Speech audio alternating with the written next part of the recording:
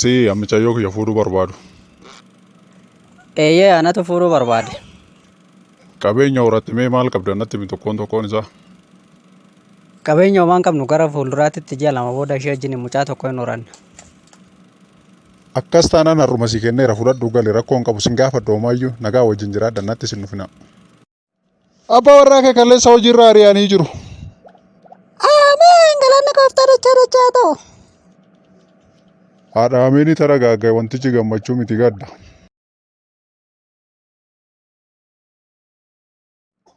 Waajjirri koominikeeshinii aanaa keenyaa tokko beeksisa baasee ture waardiyyaa qacaaruudhaaf. Annaa maaf hin dorgomtu ture? Dhaqee dorgomee tanan ture. Akka miree erga dorgomtee bu'aan qormaata keetii dabarte mukuuf ture. Ingiliffa hin dandeessanaan jedhan jechumaa hin danda'uun jedhee sababa kanaan na kuffisan. Ani kanan jedhu hattuun isaanii biyya faranjiitii dhufa moo kilaashii ittiin eegantu Ingiliffa dubbata. Waardiyyaa isaaniitii miti itti gaafatamaan isaaniitii yoo Ingiliffa hin beeku afaanuma keenya iyyuu seeran hin dubbatu sababa ittiin na kuffisan kana na fakkaate. Obbo Duumessoo baga nagaan dhufte mee maal si gargaaru? Samoona kana fayyaa kiyya kanatti xiqqoo akka malee natti ta'e na dhukkuba garaa kiyya keessa mataa kiyya keessa olii gadi deddeemee na dhukkuba faara dhabee tanan kaalkuleeshinii garaagaraa narratti hojjechaadha kanaaf nuuf bira. Mee mallattoowwan dhibee keetii tokko natti himi. Tole dooktar kaa dhibeen kiyya kan na jalqabe ciniinnaa garaacha kiyya gara mirgaa hammattuu keessa galchee eegalee isa gara bitaa immoo hammattuudhaan ala godhee eegalee takka ture immoo fedhii nyaataa kiyya bishaaniif ida'uu midhaanii walirratti ida'ee takka ture mana fincaanii na ergee mana fincaanitti hir'iseen as deebi'ee yeroon itti as deebi'u immoo yaada baay'ee natti baay'isee baay'isuudhaan cinqii keessa na galchee takka ture immoo iskeerruutti keessa na galchee na baase fedhii kee nyaataatiin ala immoo na qoqorrisiisa. Mallattoon biraa jiru yeroo kaatu yeroo deemtu yeroo raftu wantoonni adda addaa kan sitti dhagahamanoo. Mallattoon biraas ni jiru. Fakkeenyaaf yeroo rafuu abjuu keessa natti fakkaata saayin teettaa koos teettaa taan teettaa natti agarsiisee saniin booda danaalee wayii kaasa akka tiraangilii fi iskeerii fakkaatu saniin booda gatii isaa barbaade naan jedha akka eeriyaa wayii irratti takka ture immoo hirriba na dammaqsee nyaata na barbaachisa akka barataa gatii xaa barbaadutti akka malee na barbaachisa. Obbo Duumessa kun dhibee fakkaatu herreega waan barsiistu fakkaata garuu hojiin kee maalidha? Ani barsiisaadha barsiisaa herreegaati. Tole ka barsiisaa dhibeen kee jaardiyaa fi ameebadha. Kanaaf qorichaan amma si ajaju kana seeraan fudhatte tootaaliin fayyitaa. Sabistiraakshini guyyaatti yeroo 3 fudhadhu ganama guyyaa galgala fudhu addiishinii guyyaatti yeroo 1 fudhu FOFX guyyaatti al 4 fudhu ganama sa'aatii tokkotti guyyaa sa'aatii 6tti galgala sa'aatii 12tti halkan waarii sa'aatii 6 fudhatte sidiisaa yeroo dhukkubni sitti dhagahamu paraasitamoolii fireeshan 5 itti fudhadhu sanirraa kan darbe laaboraatoorii sin barbaachisu nagaan gali. Hayyee maamila keenya baga nagaan dhuftani Dooktar Kamsuun jedhama mee maal si gargaaru? Isinillee baga nagaan nu eegdan Dooktar Yaallamuun dhufe xiqqoo dasna jechuu didee.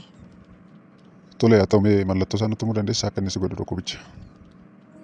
Dooktar lafa ka'eetuma biizii na godha ganamaan akka nama siistamni didee niitoorkii mana baankii hojjechuu dideetti takka ture immoo coggaarraa kiyya na guba akka nama baalaansii irraa hin qabneetitti na dadhabsiisa akka nama nyaata nyaachuu dadhabee baalaansii irraa fixateetitti takka ture immoo gara miila kiyyaa kana na gugguba akka kastamarii rakkata mallattoo isaa seeran mallatteesseen dhufne na goggodha takka ture immoo akka waan nama maallaqa lakkaa'utitti qaama kiyya hunda keessa deemee na lakkaa'a kan biraa immoo takka ture immoo akka nama maallaqa galcheetitti nyaata galchinaan jedha. Sammuun kiyya nyaata nyaadhu jedhee akkuma maaneejariititti gubbaadhaa gannaa ajaja garuu garaan kiyya immoo nyaaticha fudhachuu didee akkuma kastamarii akkaawuntii banachuu didee na dida. Kan biraa mallattoo maaliis irratti mul'ata wanti si godhan biraa jiraa? Galgala of dhageeffadhu na godha akkuma hojjetaa baankii waan guyyaa hojjete odiit gochaa oolutti odiit na goosisa garaa koo miila koo mataa koo fuula koo hunda isaa ilaali na godhee baalaansii cufee akkan bahu na taasisa. Tole dhukkubni kee baankareeshii fakkaataa kanaaf qorichi isaa yookiin dawaan isaa immoo qarshii 2,200 ganamaaf galgalatti liqimsi 100 guyyaatti yeroo 3 ganama guyyaa galgalatti liqimsi 50 immoo sa'aatii si dhukkubichaa itti fudhadhu. Tole obbo Ibsaa baga nagaan dhuftee mee maal si gargaaru maal taatee dhufte? Akkuma ibsaa bara kanaatti akka oon godhee takka oof na godha xeenaa kana lukuskus na godhe kanaafan dhufe Dooktar. Tole rakkoon qabu mee mallattoo irratti mul'atu natti himi tokkoon isaa dabareedha.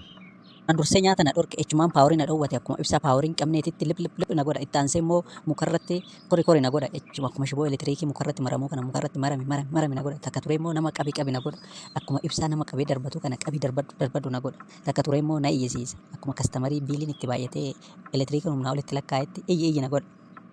Mallattoon biraa asirratti mul'atu jira mee itti daddabali. Dhibeen kiyya kun kaa Dooktar anuma keessa naanna'a akkuma chaarjii poozitiivii fi negatiivii shiboo keessa naanna'uu mataa hanga miilaana keessa naanna'a takka coggaarraa bira dhaqa takka kalee bira dhaqa takka tiruu bira dhaqa takka cinqillaatii kiyya keessa ta'e takka immoo gara funyaanii dhufee dugda keessa nabaa waanuma isaan wallaalee Dooktar mee dhibee kana mee fala sanaa kaa'i.